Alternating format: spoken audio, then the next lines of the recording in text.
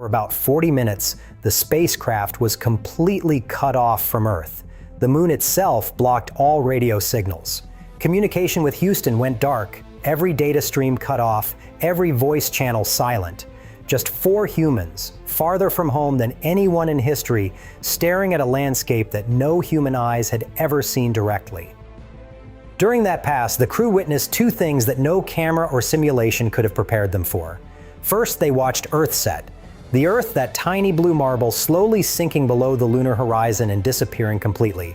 For a brief window of time, they could not see home at all. And second, they observed a total solar eclipse visible only from beyond the far side of the moon.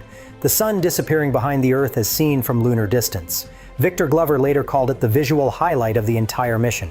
And somewhere during that flyby, Artemis 2 quietly broke a record that had stood for 56 years.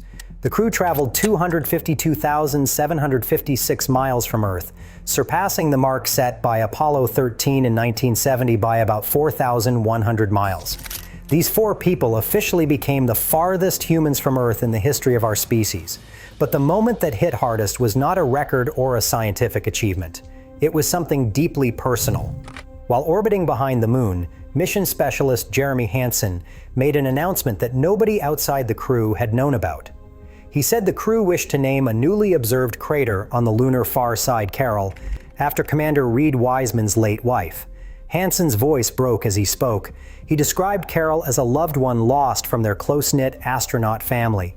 He called the crater a bright spot on the moon and asked that it carry her name.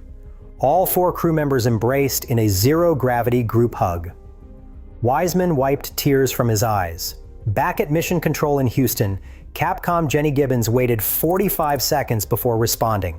45 seconds of silence from a room that never goes quiet. When she finally spoke, she simply said, "Integrity and Carroll Crater, loud and clear. Thank you."